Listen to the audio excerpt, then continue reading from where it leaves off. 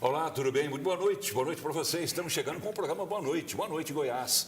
Boa noite, Brasil. Por que Brasil? Porque a TV Brasil Central está também na antena parabólica digital. A parabólica digital que atinge o Brasil inteiro. Um público potencial de 60 milhões de pessoas que podem ser atingidas pelo sinal da TV Brasil Central através da parabólica, através do canal 113. Então, se você não sabia, fique bem informado. E se você tem parentes que moram fora, mas querem saber das notícias daqui de Goiás também, avise para que ele sintonize canal 113, parabólica digital, para assistirem a TV Brasil Central. A Rádio Brasil Central também, FM, está na parabólica digital. Você pesquisa lá e vai achar a forma mais rápida e fácil de ouvir as belas seleções musicais feitas pela RBC FM. Muito bem, o programa de hoje, mais uma vez, a gente vai tratar de um tema, embora nitidamente nacional, mas que tem reflexos, que tem também os seus desdobramentos, de alguma forma envolvendo todo mundo no Brasil inteiro. E caso a gente pode simplificar através de um nome, Dias Toffoli, que está ganhando cada vez mais as manchetes dia a dia, ele está escalando, vindo de manchetes secundárias para manchetes mais especiais, até que ele está ocupando, nesses últimos dias, as manchetes lá no topo da página dos jornais, das redes sociais, da internet. Por quê? Porque Dias Toffoli hoje, inclusive, assumiu que realmente tem uma participação societária naquele resort lá no Paraná, que é o Taiaiá.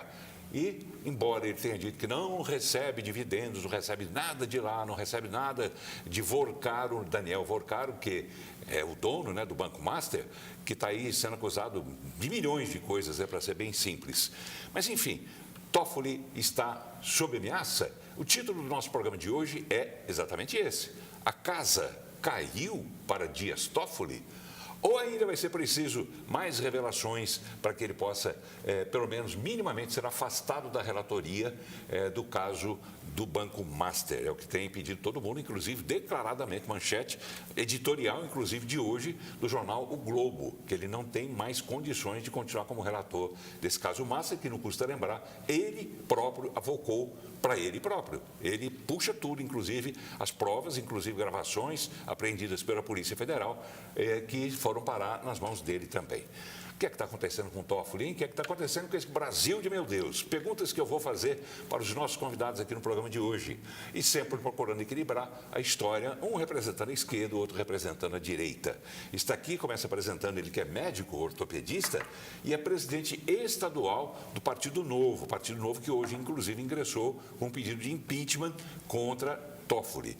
Está aqui o doutor Alano Queiroz. Tudo bem, doutor Alano? Tudo bem, presidente? Boa noite. Tudo jóia. Boa noite, Paulo. É sempre bom estar aqui de volta e eu pretendo ajudar bastante nessa discussão que deixa muita dúvida ainda para o nosso telespectador de até onde está envolvido Dias Toffoli nesse mar de lama que acomete o STF brasileiro. A pergunta acho que seria quem mais está envolvido, né? Também. Além de Toffoli, né? Além de Toffoli, né? Porque parece, pelo menos foi o argumento utilizado pelo Dias Toffoli, né? Na hora que ele puxou para ele a análise e julgamento dessa questão, ele disse que tinha político envolvido na história, só que até agora não apareceu o nome de ninguém.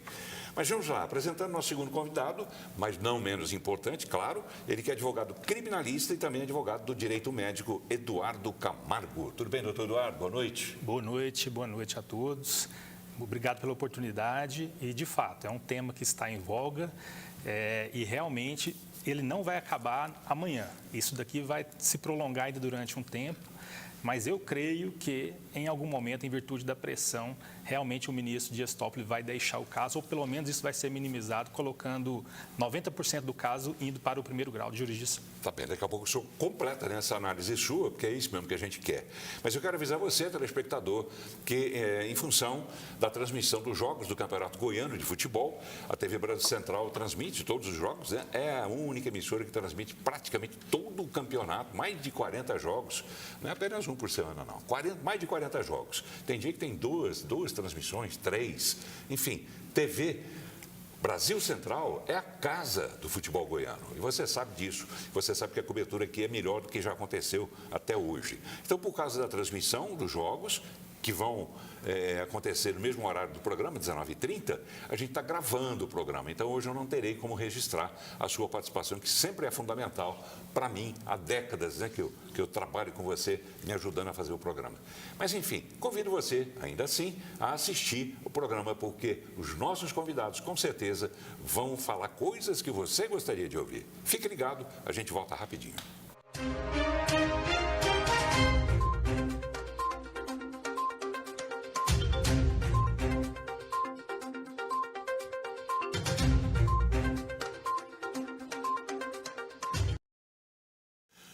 Muito bem, direto ao assunto então. Hoje, um dia depois de o diretor-geral da Polícia Federal, Andrei Rodrigues, entregar ao presidente do Supremo Tribunal, Edson Fachin, o relatório sobre dados do celular de Daniel Vorcaro. Foram 5 celulares apreendidos. Daniel Vorcaro, que é dono do Banco Master. Esses dados incluem menções ao ministro Dias Toffoli. O ministro hoje finalmente admitiu que ele tem uma participação na sociedade em um resort lá no Paraná. Em uma nota que ele divulgou hoje, a assessoria dele divulgou, o ministro admite que integra, sim, esse quadro societário dessa empresa que foi uma das donas do resort Taiaiá, na cidade de Ribeirão Claro, no Paraná. Mas ele nega qualquer relação pessoal ou financeira com Daniel Vorcaro, segundo esse comunicado. Segundo ele, Toffoli disse, aspas, jamais recebeu qualquer valor de ambos. Muito bem, vamos ouvir então os nossos convidados. Começo pelo doutor Eduardo Camargo, advogado criminalista, e para deixar bastante claro, o senhor representa, sim, claro, a esquerda, não é isso? Sim. Sim. E doutor Alano, a direita. Perfeitamente. Perfeito? Então, para você, telespectador, ter essa configuração na sua cabeça, porque a discussão entre eles agora vai ser entre eles. Se houver debate, vai ser entre eles. Eu acho bom quando há um debate. Aquele debate, eu tenho certeza, conhecendo os dois como eu conheço, que será um debate altamente respeitoso, mas muito produtivo, muito útil para você, inclusive, para ajudar você a formar a sua própria opinião. Doutor Eduardo, pergunta que eu fiz na abertura do programa. Até quando vai Dias Toffoli? Agora o senhor pode dar detalhes. E é só Dias Toffoli nessa história ou o senhor teria alguma informação, tem pelo menos a percepção de que pode ter mais políticos muito graúdos envolvidos nessa história? Sim. Bom, que temos essa percepção pelo que foi, enfim, informado até o momento é que sim. Né? Parece que o caso Banco Master tem vários tentáculos, certo? Tanto do ponto de vista do poder político, quanto do poder econômico, também do poder, vamos dizer assim, moral carismático. Né? Parece que vai também assolar aí muita gente envolvida a questão também de igrejas, né? Enfim, então parece que nós não sabemos ainda o fundo do poço, onde que vai chegar. Mas em relação... Nem sabe se esse poço vai ter fundo mesmo, Não né? sabemos onde vai ter esse fundo, desse poço. Não sabemos. Realmente é algo que ainda é uma chamada caixa de Pandora. Tá certo? Tanto no Supremo Tribunal Federal, no Poder Judiciário, quanto nos outros 2 poderes. Isso tratando só dos poderes da República. Mas também muita gente graúda, muita gente influente, sob o ponto de vista de poder econômico e também de igrejas. Sim, partidos envolvidos. Doutor Alano Queiroz, que percepção o senhor tem? Primeiro, Paulo, é que as coisas quando começam mal, você já vê que tem alguma coisa errada. Eu pergunto, por que esse processo está no STF? Esse processo não atinge diretamente, na sua origem, ninguém com foro privilegiado.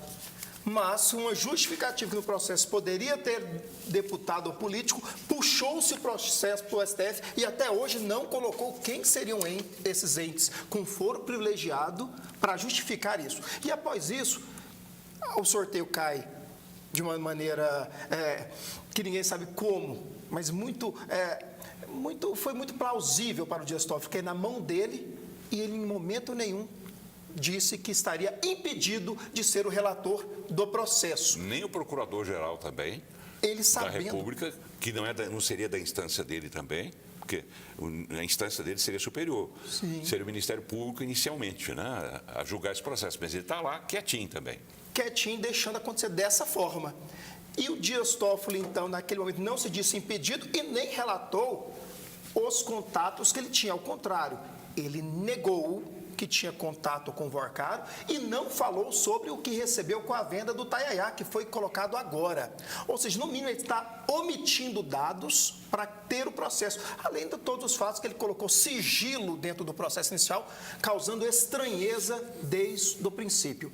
Mediante isso, o que eu falo, só pela questão de falta com a verdade, ele já não tem idoneidade moral para ser o relator do processo. Mas a pergunta maior é essa, é se ele pode continuar sendo ministro do Supremo Tribunal Federal ou já é hora de nós buscarmos de forma forte o pedido de impeachment de Dias Toffoli, que é isso que o Partido Novo está ingressando. E eu acho que a participação das pessoas nas ruas... Foi hoje. Hoje.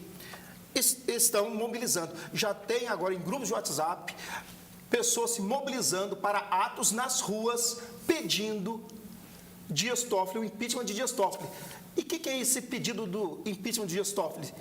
É simplesmente um pedido mais claro de decência no nosso judiciário, que a gente não tem mais confiança, o brasileiro não tem mais confiança no nosso Supremo Tribunal Federal. Nesse caso, eu pergunto ao doutor Eduardo, existe outra forma de entendimento, levando em consideração que os senhores representam aqui mais a esquerda e a direita? Esquerda e direita pensam a mesma coisa ou a esquerda ainda gostaria de defender Dias Toffoli, embora tenha na memória episódios protagonizados por Dias Toffoli que desagradaram o próprio partido, o PT? Sim, sem dúvida. Esquerda e direita estão vendo? Tem sintonia de pensamento nesse caso? Sob este ponto de vista, até o momento, sim. Sim? Sim, no sentido de que, até se a gente for olhar as últimas manifestações do presidente da República, do presidente Lula, né, o que saiu de informações foi que em um dado momento ele até se reuniu, salvo engano, no final do ano passado, teve uma reunião com o Toffoli a esse respeito, antes de estourar esse caso Banco Master, e ele disse, olha, é até um momento para você rever a sua trajetória, tá certo? Então, foi um encontro com ele. Foi uma cobrança, né? Foi ele, o ministro da Economia, né, da Fazenda, o Haddad, também o ministro Dias Toffoli estavam participando, salvo engano, na Grande do Torto, que tiveram essa reunião. Essa reunião foi depois amplamente informada. Agora, sob o ponto de vista eminentemente legal, se me permite, Paulo. Pois não.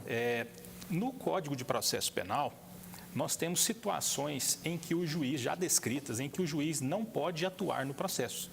Tá certo? Nós temos lá uma divisão entre um impedimento e uma suspeição. Impedimento é uma questão objetiva quando, por exemplo, o filho do juiz é o réu. Obviamente que ele não pode atuar, ele está impedido. A outra situação é a suspeição, que seria o caso aqui proposto. A suspeição é quando o juiz, por alguma situação subjetiva, seja de algum tipo de aproximação com a parte, tá certo? E essa aproximação não precisa de ser absoluta, no sentido de ele efetivamente ter, por exemplo, recebido dinheiro, recebido uma verba. Nem precisa disso. Mas o próprio código, a própria lei, ela já tem essa disciplina no sentido de que o juiz, nesse caso, ele deveria ser afastado. Ele deve ser considerado suspeito e, se assim não for, as próprias partes do processo podem arguir a sua suspeição. E o que é que o senhor entende? Que está acontecendo, que isso não tenha acontecido ainda com o Toffoli? Sim, aí eu vou fazer um rápido contraponto a isso, que até falo quando eu dou aula a respeito de impedimento e suspeição para os meus alunos. A nível de primeiro grau de jurisdição, com os juízes, é muito mais simples de o Tribunal de Justiça declarar uma suspeição de um juiz. Por quê? Porque você tem outro substituto automático em qualquer âmbito de jurisdição nacional. Então, se tem um juiz, por exemplo, vamos pegar uma comarca lá de Jussara, ou Ceres, Fânia, qualquer juiz aqui de Goiânia, se ele é considerado suspeito, automaticamente ele já tem um substituto. E isso, por si só, é muito menos, vamos dizer assim, repercute muito menos do que algo que ocorra lá no Supremo Tribunal Federal. E para que ele seja declarado suspeito, parte de quem essa denúncia? A nível lá do Supremo? Aqui. Do Toffoli. Aqui e lá. Daqui o próprio juiz pode se declarar suspeito. E se ele não se declarar, qualquer uma das duas partes do processo. Tá. E lá em Brasília, por que Toffoli ainda não foi declarado suspeito? Ninguém denunciou?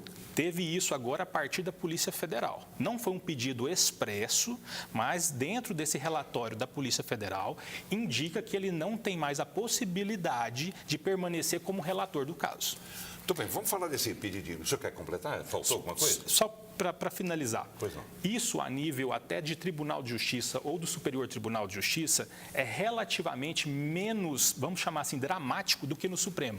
Por quê? Porque o Supremo, por ser a instância superior máxima do país, não tem outra instância acima do Supremo Tribunal Federal, todos os ministros que passaram por lá, eventualmente, por exemplo, eles julgam senadores e julgam deputados. No caso dos senadores, se for um ministro que acabou de chegar ou tem 5, 10 anos de casa, ele essencialmente teve que passar pelo gabinete de todos os senadores. Então, a questão que eu estou dizendo é o seguinte, que é que, só para trazer um contraponto em relação a esse caso do Banco Master, que o buraco é muito mais embaixo, sem dúvida.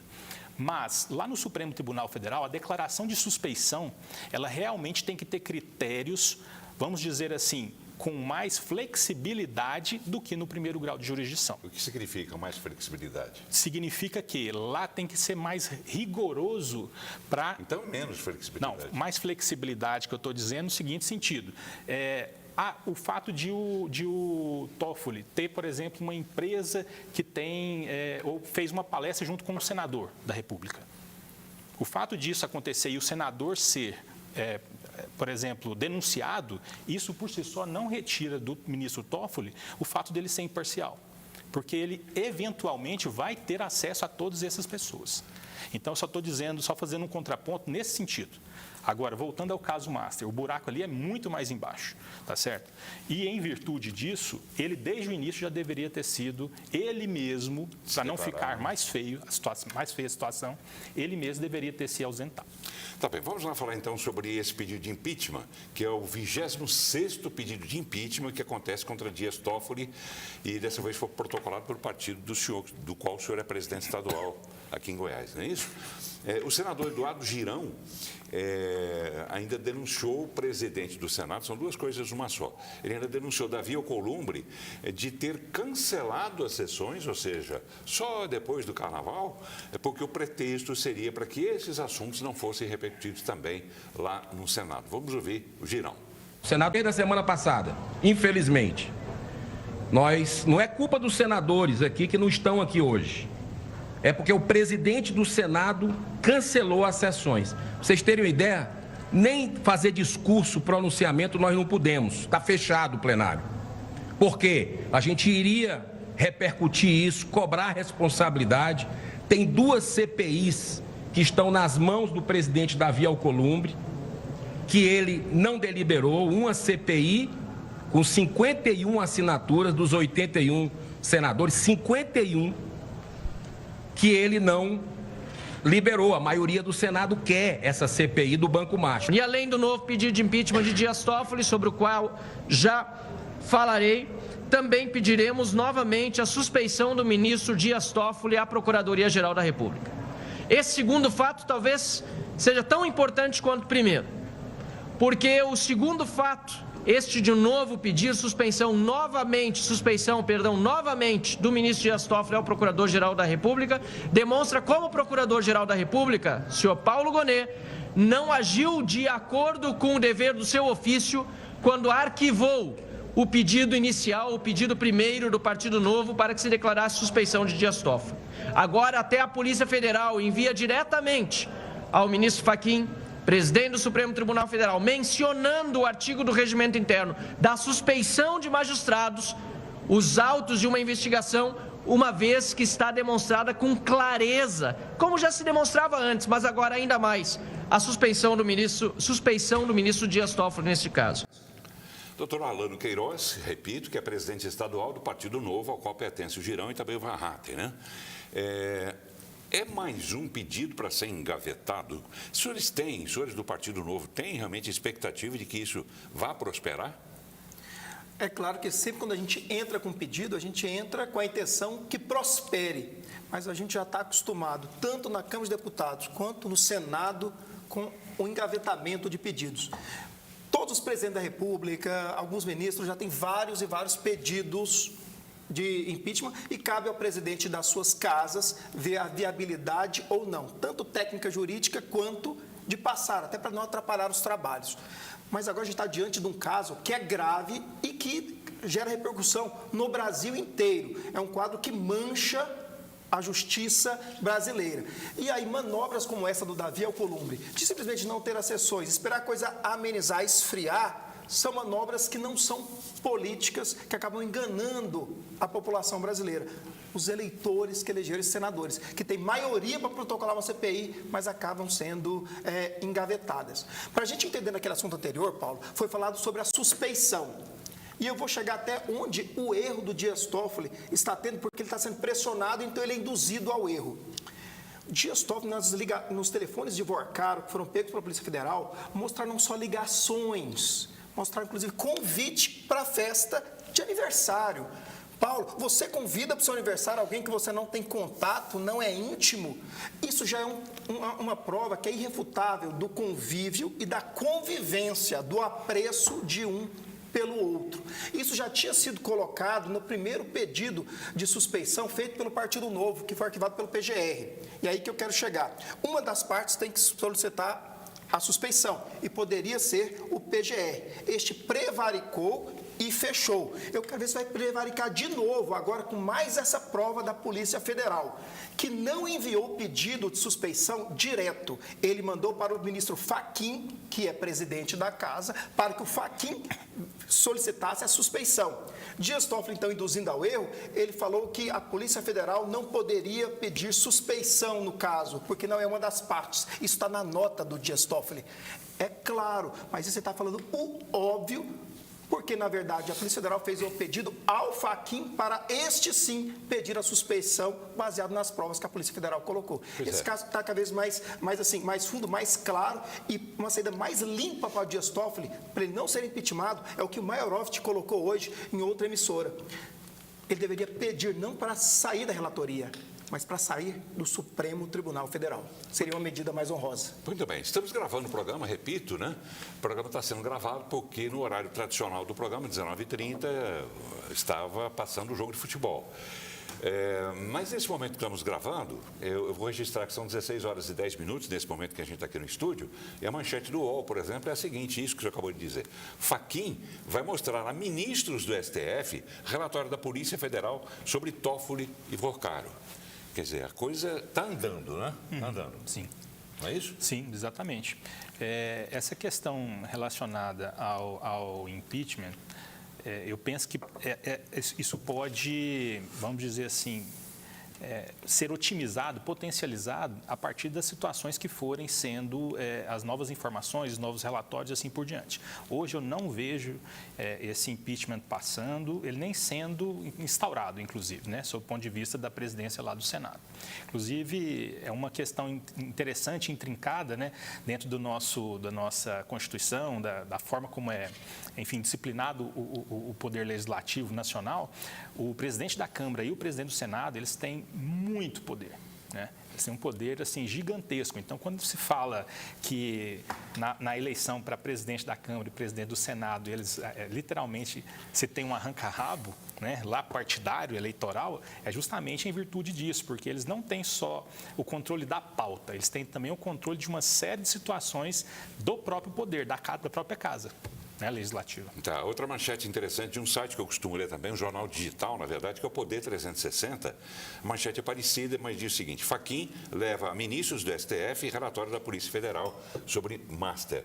Isso o fato de levar agora aos ministros, quer dizer, ampliou-se a base de informação, a base de conhecimento sobre essas denúncias, porque o celular de Vorcaro, e eram 5 celulares, imagina a quantidade de coisas que tem em 5 celulares de Vorcaro. Vorcaro que está se apresentando como o rei das confusões. Quer dizer, agora os ministros se tornam, doutor Alano, e presidente estadual do Partido Novo, os ministros se tornariam cúmplices, coniventes, na medida em que eles, sabendo do conteúdo, não façam alguma coisa no sentido de afastar Toffoli? E que ironia, né, Paulo? Justamente nesse momento é que, do caso Master, Dias Toffoli envolvido e sendo colocado cada vez mais claro a sua participação, está sendo colocado o novo Estatuto de Ética, o novo, como que eles chamaram lá? Código de Ética do Supremo Tribunal Federal. Código de Conduta. Código de Conduta, que nesse momento se mostra extremamente necessário. E quem estava contra? Dias Toffoli, Gilmar Mendes e Alexandre de Moraes. claramente quem mais teme. Por isso que eu deixo claro, você quer saber de que lado que estão as pessoas, quem o projeto Master vai atacar, você dá uma olhada em quem está a favor e quem está contra a CPI, por exemplo. Então, hoje, os partidos como o Novo, como o PL, estão majoritariamente a favor e assinaram a CPI. E alguns partidos de esquerda, como o PT, assinaram pouco ou colocaram várias ressalvas na assinatura. Então, a gente vê por aí quem está temendo que essas investigações avancem dentro do Congresso. E eles têm medo de ser uma CPMI, ou seja, uma CPI mista entre Congresso e Senado, porque fica mais complicado de você evitar, de você cortar através dos seus presidentes. Verdade, uma CPI poderia ser facilmente controlada, como já foram tantas. Doutor Eduardo, sobre Dias Toffoli, eu gostaria de saber do senhor o seguinte: o senhor não é filiado a partido algum, né? Não. Não. Mas o senhor tem simpatia pela esquerda, pelo PT, provavelmente, com certeza. Centro-esquerda. Que é o grande partido da esquerda. O fato de Dias Toffoli não ter autorizado o presidente Lula, quando estava preso lá no Paraná, aí ao velório do irmão dele, o Vavá, isso deixou cicatrizes no PT, principalmente, e em especial no Lula, ao ponto de fazer com que Dias Toffoli seja pego e jogado na frigideira de uma vez, porque Lula já sinalizou dias atrás, andou com alguns comportamentos e algumas falas dele, sinalizando no sentido de até botar o STF na frigideira também. Foi. No sentido, inclusive, de que saiu uma reportagem ontem dizendo do afastamento dele nessa situação, de ele falar o seguinte: olha, deixa ver o que vai rolar lá no STF, deixa ver o que vai correr. Nós, enquanto executivo, nesse momento, eu não quero mexer diretamente com essa situação. Isso foi o que saiu, né, em relação a informações. Fazendo uma análise política a isso, eu acho que você tem muita razão. Vê-se claramente que ele, quando opta por esta situação, né, ele opta por falar: olha, se eu não quero fazer uma interferência, mesmo que de maneira a nível político, via Congresso, etc., é porque realmente tem aí alguma rusga, né, vamos dizer assim, relacionada a essa questão. Não fechou? Penso eu que não. É um fato, né? Talvez nós devemos nos lembrar sempre de tudo, embora seja tantas coisas. Mas esse fato, né, deve ter marcado muito o Lula. Preso, morre o irmão, o Vavá, e ele não pôde ir ao velório. E quem impediu? Dias Toffoli, que hoje está pertinho da frigideira. E, ao mesmo tempo, em fogo alto. A gente sabe que quem pode ter dado origem a essa primeira fagulha para investigar o caso Master foi informantes para a imprensa, para um jornalista, e que dizem que partiu de André Esteves, que é outra figura-chave no mercado financeiro, e estava incomodado com algumas ações, inclusive do Banco Master. E a relação do André Esteves com o Lula é muito maior do que a relação com o Vorcaro.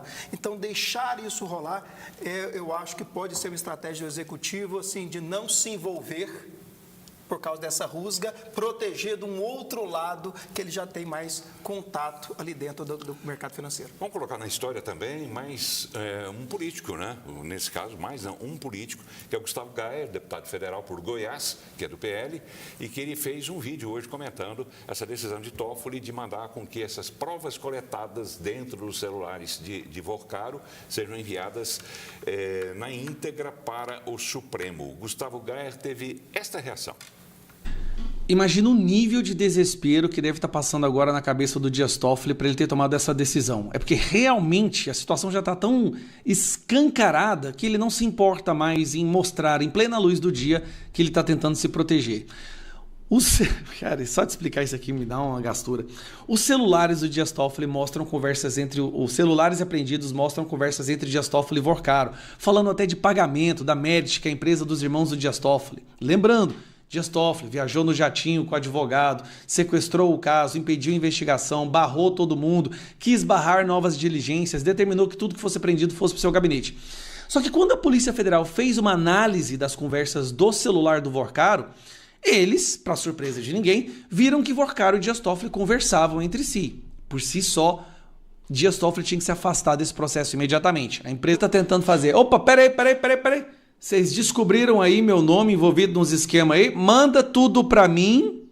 Vocês não podem ter mais acesso a isso. Eu quero tudo. Quero os celulares, eu quero os relatórios, quero tudo.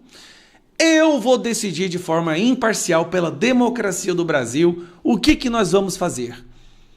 Toffoli vai dar uma de Moraes. Olha, eu sou investigado, sou a vítima, sou o juiz, sou o investigador. E aí o Toffoli vai sair, olha, eu olhei, analisei todas as informações e os dados e cheguei à conclusão de que eu não tenho nada a ver com isso e que eu sou inocente. E quem falar mal, nós vamos abrir um inquérito. Doutor Alano, não é possível que Gaia esteja certo, né? Quer dizer, vai chegar a esse ponto? Ô Gaia, a respeito da sua opinião, também não estou colocando sua opinião em dúvida, não é isso. Mas é que tanta coisa absurda já aconteceu nesse país que a gente fica pensando, será que uma mais absurda ainda vai acontecer? Já não bastava, como ele disse, Alexandre de Moraes, ser a vítima, ser o denunciador, ser, enfim, tudo, julgar, processar, mandar prender. Quer dizer, agora Dias Toffoli também? Exato. Quando a gente dá um mau exemplo e a gente, como sociedade, aceita, aquilo se torna comum.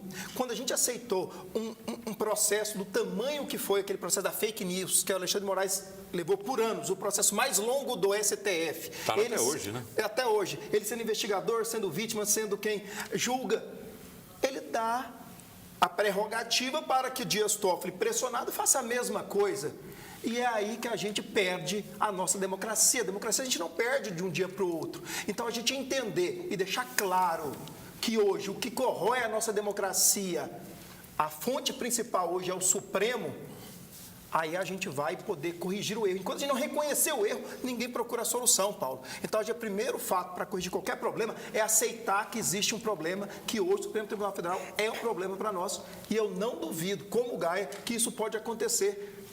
E a gente fazer a nossa parte é de ir para as ruas, fazer pressão, porque o que o político sente mesmo é pressão popular nas ruas. Doutor Eduardo Camargo, que é advogado criminalista e também advogado do direito médico. Eu vou retornar àquela pergunta inicial do programa, que é, a casa caiu para Dias Toffoli ou não vai cair coisa nenhuma, vai terminar tudo em pizza?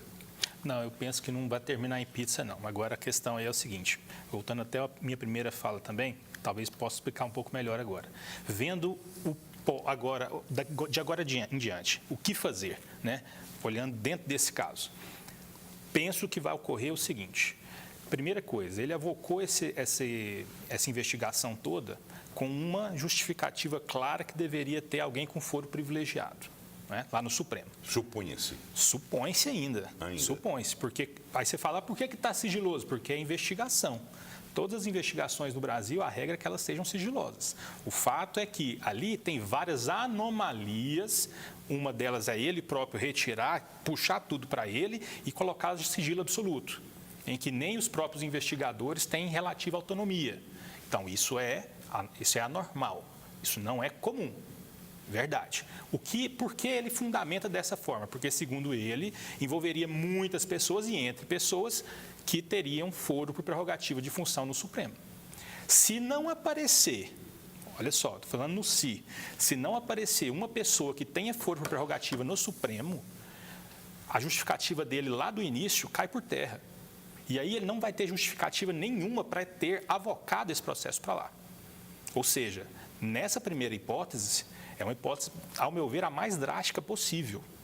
Porque sob esta situação, ele não tem como justificar o que ele fez. Pois é, mas é de se esperar que isso seja mantido, vai se levando em banho-maria e não dê em nada? Aí, na minha opinião, o que vai acontecer? O que vai acontecer é, o desgaste vai aumentar, ele não está no topo ainda, ao meu ver. O desgaste ainda não chegou no topo, ele ainda vai aumentar.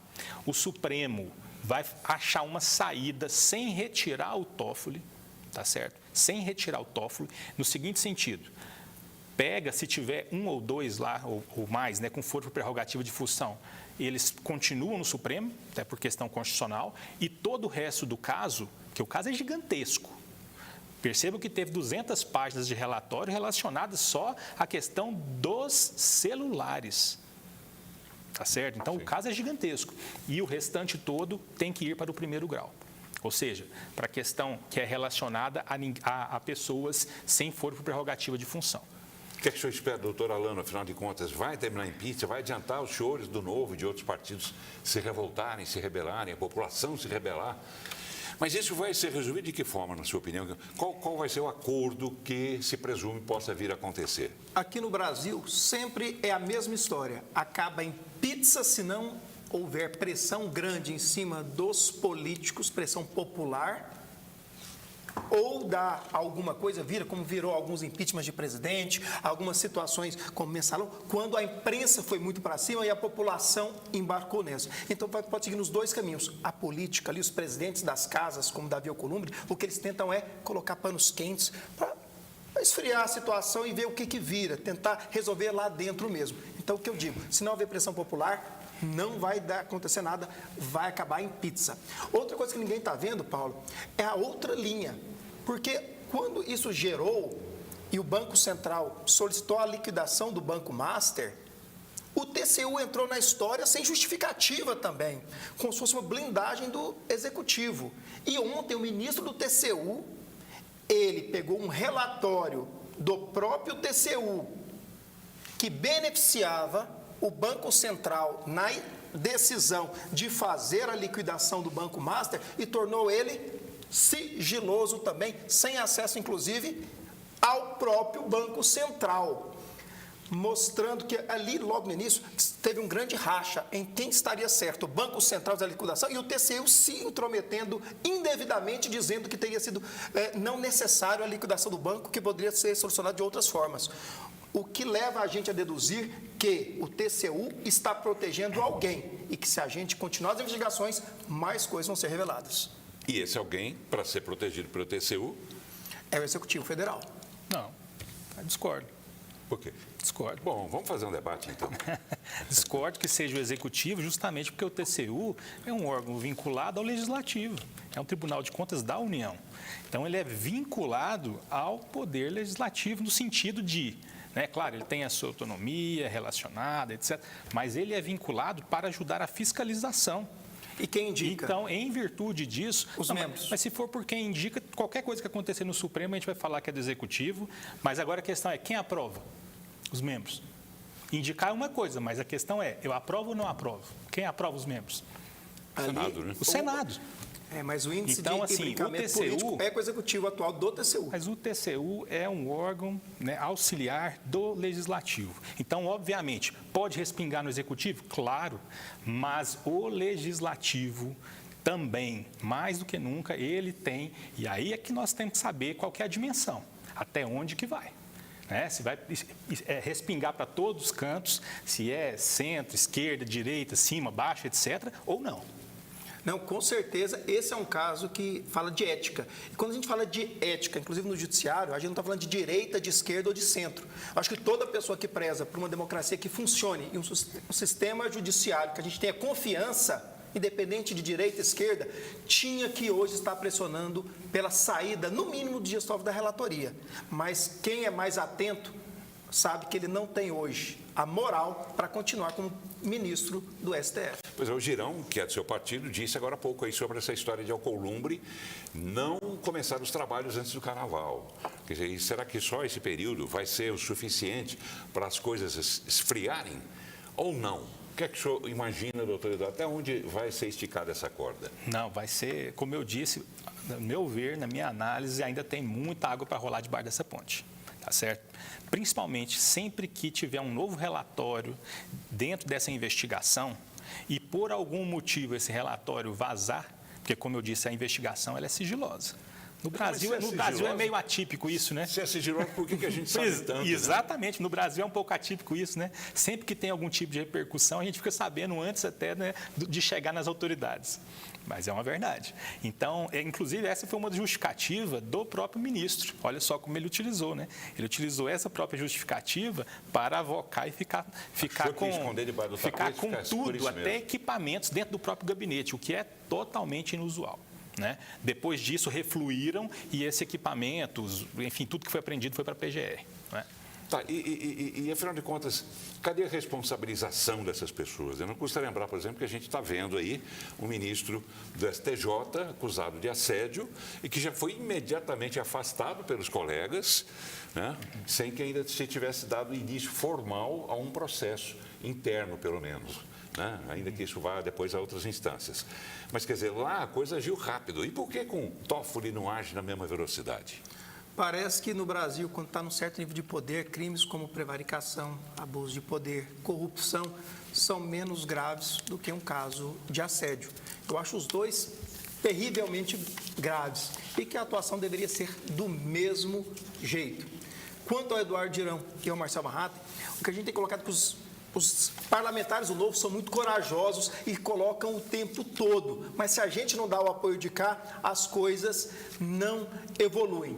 No caso do Supremo Tribunal Federal, Alexandre de Moraes hoje, Paulo, é quem está mais beneficiado da situação. Parece que ele ganhou algumas semanas de paz, o nome dele está menos na mídia, mas parece que ele tem algumas preocupações, inclusive com o Banco Master também, e já foi relatado em alguns momentos isso. O que eu gosto das investigações da Polícia Federal... Inclusive com a esposa, né? Com a esposa, com um contrato de 129 milhões, um contrato não usual, inclusive para os padrões de Brasília.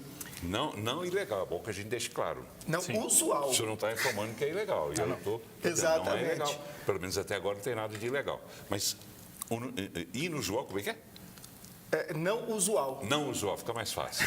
Não usual. Conclua, por favor. Eu estava dizendo sobre...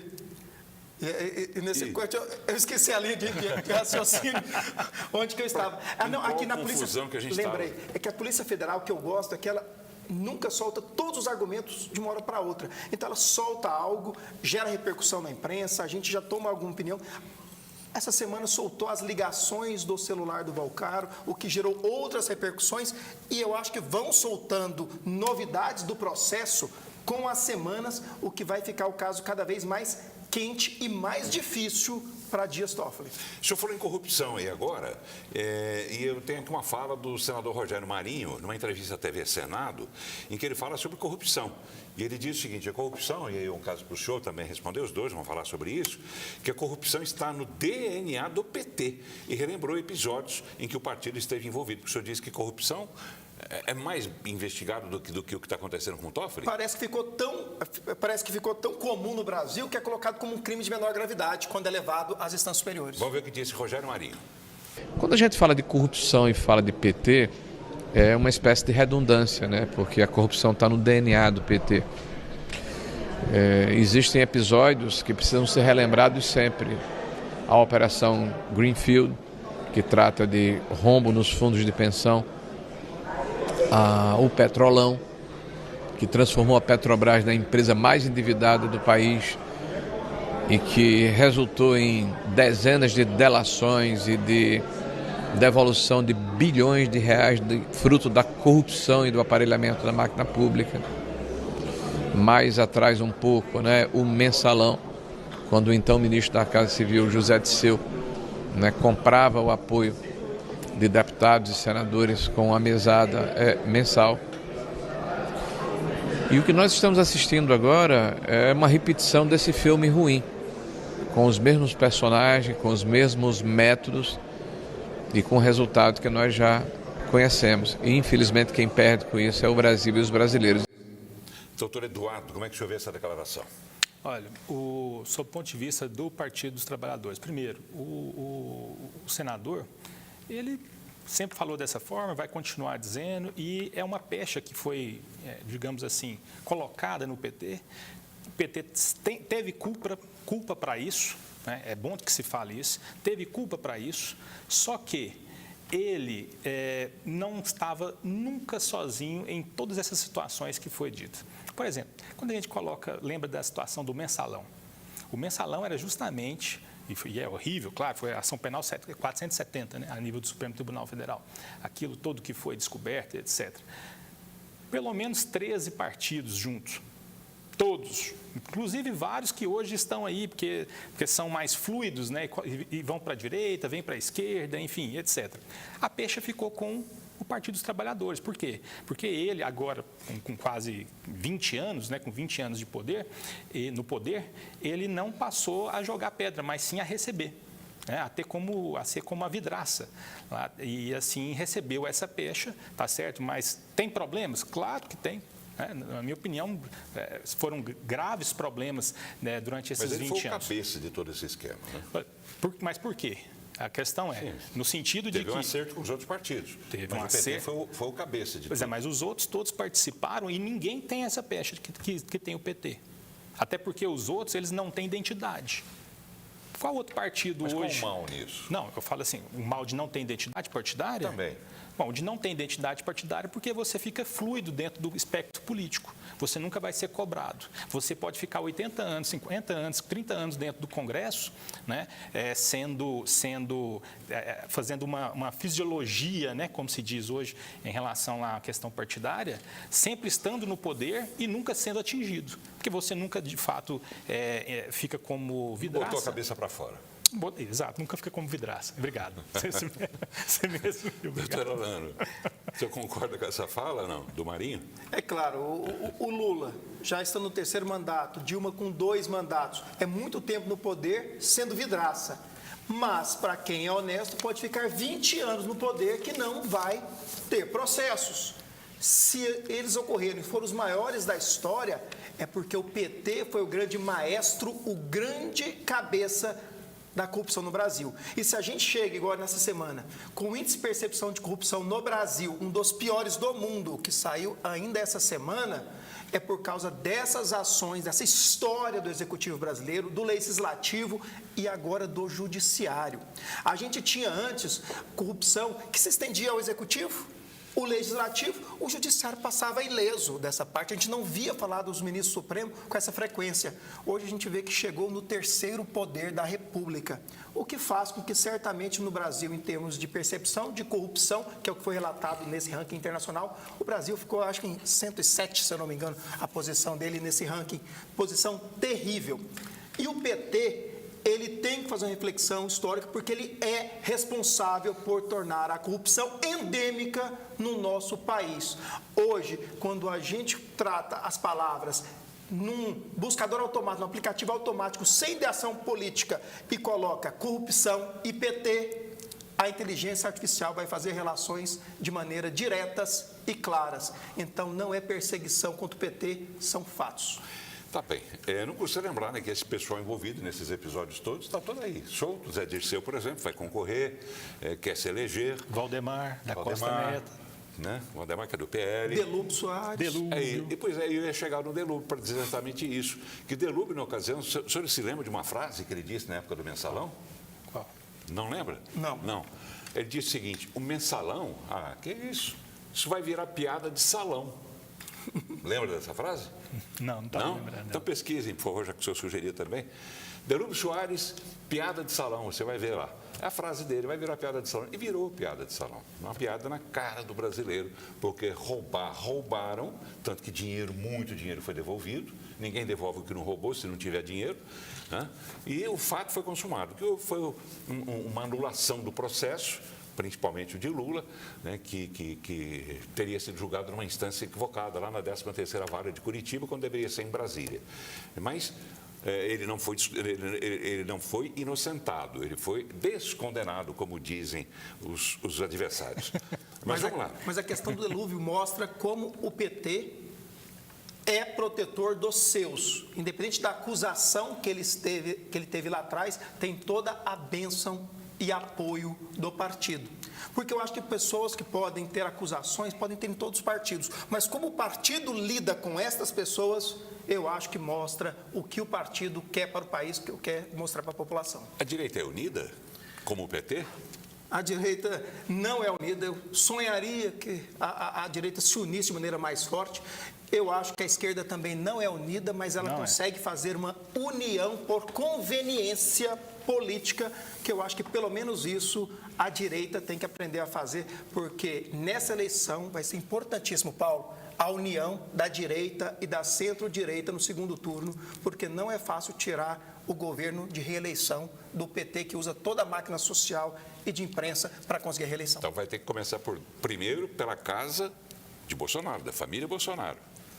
Exato, eles são os primeiros que têm que entender que a direita brasileira não se resume à família Bolsonaro, que a direita brasileira é muito mais ampla e diversificada, e que se ele não conversar com todos, ele não vai ter o apoio que ele necessita. Mas parece que o Flávio Bolsonaro está tendo uma postura, Paulo, de maior comunicação e tentando ceder ao centro, à centro-direita e ter embates de conversas com o setor econômico e produtivo também do Brasil. Está me surpreendendo o Flávio Bolsonaro, ele está fazendo mais do que eu esperava dele. Tá, deixa eu falar uma frase aí agora que tem a ver com essa fala de um colega seu, que é o Eduardo Girão, que é do Novo, lá do Ceará, que já havia denunciado a existência de uma república do sigilo, apontando que o presidente Lula tem blindado investigações, inclusive, de alguma forma, sobre o próprio filho dele, embora ele tenha dito, e a gente já mostrou essa frase de Lula aqui, que se o filho cometeu erro, vai ter que pagar por isso.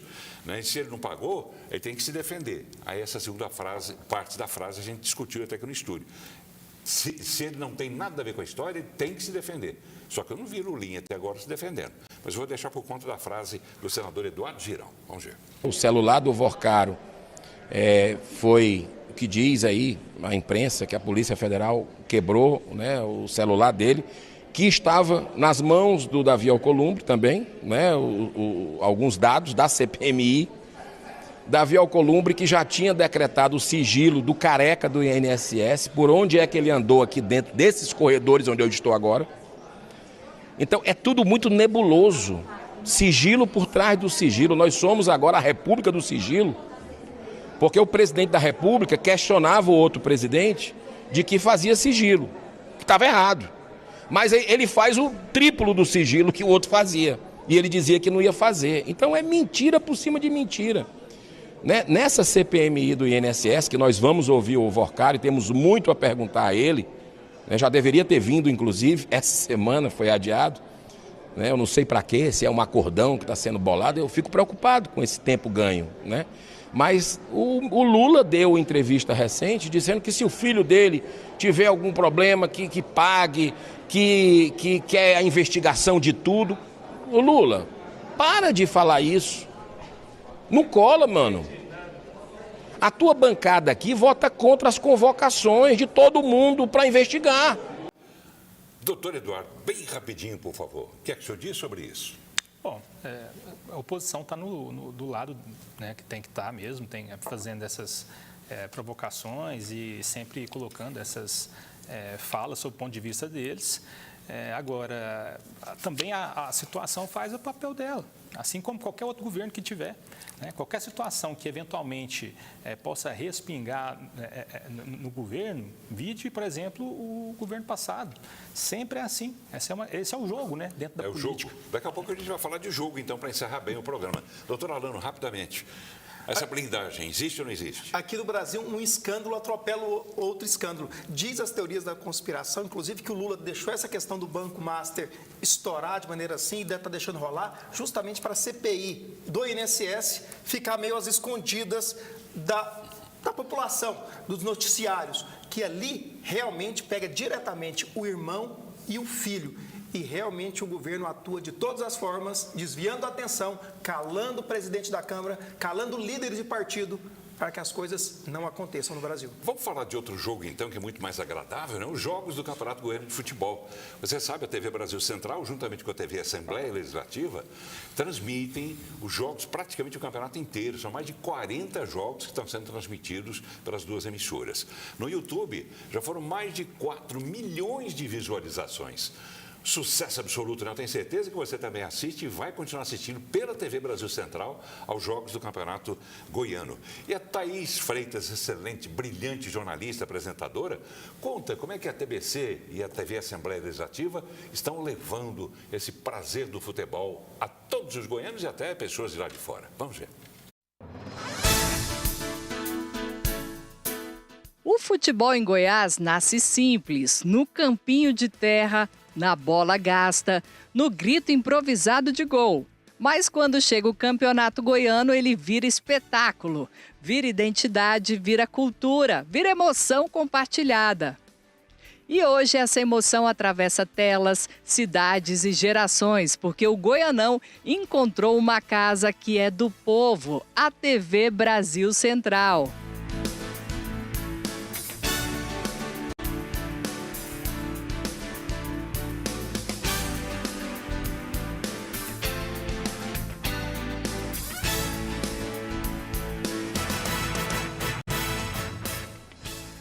Pelo 4º ano consecutivo, a TBC transmite o Campeonato Goiano, levando futebol para todos os cantos do estado e também para fora dele. Em 2026, os números impressionam. 21 jogos transmitidos na TV aberta e YouTube, 8 partidas exclusivas no digital, mais de 4 milhões de visualizações, 405 mil acessos só no clássico Goiás e Vila Nova. É o futebol goiano vivendo a sua maior visibilidade da história.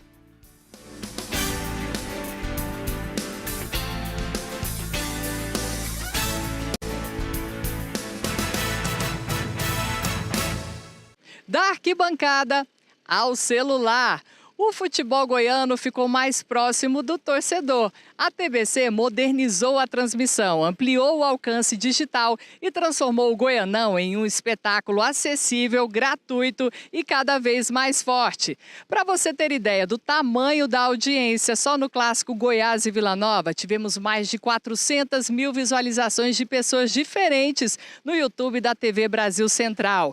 Suficiente para lotar praticamente 9 estádios Serra Dourada com a capacidade atual. Mas enquanto a bola rola em campo, um outro time entra em ação. Na produção, na técnica, na reportagem, na narração. Profissionais que vivem futebol, respiram futebol e trabalham para levar cada lance até o torcedor. Cabines, câmeras, links, transmissões ao vivo, bastidores, uma estrutura que cresce a cada ano com mais tecnologia e mais alcance. A TBC não transmite apenas jogos, ela conta histórias, ela valoriza o futebol goiano. Recebi uma mensagem de um amigo que estava na China, acompanhando o futebol e, evidentemente, campineiro, assistindo na China pelo app Deputados Aqui. Fez um print da tela e me mandou, assistindo o jogo do nosso Dragão aqui na China e parabenizando pela transmissão. Então quero aqui parabenizar Reginaldo Júnior, presidente da TV Brasil Central, parabenizar todos os deputados e deputadas que numa união de economia fizemos a devolução de 1/10 para contribuir com a transmissão do Campeonato Goiano. O futebol não é só resultado, é pertencimento, é identidade, é conexão entre pessoas. E quando o acesso aumenta, o esporte cresce. O esporte é importante para a formação das crianças, dos jovens, e a transmissão do Campeonato Goiano é também um instrumento de fortalecimento do futebol, dessa modalidade esportiva. A gente entende que é um serviço público, de utilidade pública também, a transmissão através da TV Brasil Central. Então a TBC mais uma vez se destaca, promove o esporte goiano, promove o futebol goiano e isso naturalmente também tem impacto aí para os clubes. E o campeonato entra agora no trecho onde cada lance pesa. Quartas de final, o erro custa caro, o sonho do título fica mais próximo. Mais emoção, mais audiência, mais futebol, mais números históricos. Só nessa primeira fase foram mais de 4 milhões de visualizações nos jogos transmitidos pela TBC. A televisão Brasil Central com muita competência, levando também uma transmissão de qualidade para todo o povo goiano e fazendo com que a gente eleve o patamar do nosso futebol e que seja também mais um ponto de referência do nosso estado.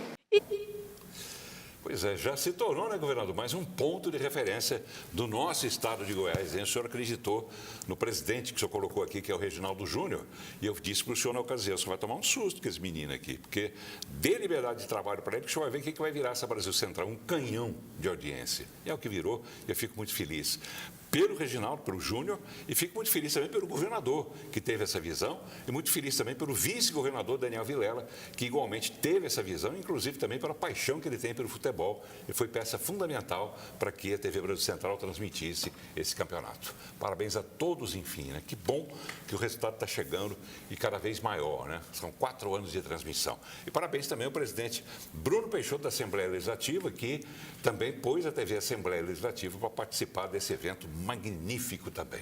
Vamos embora?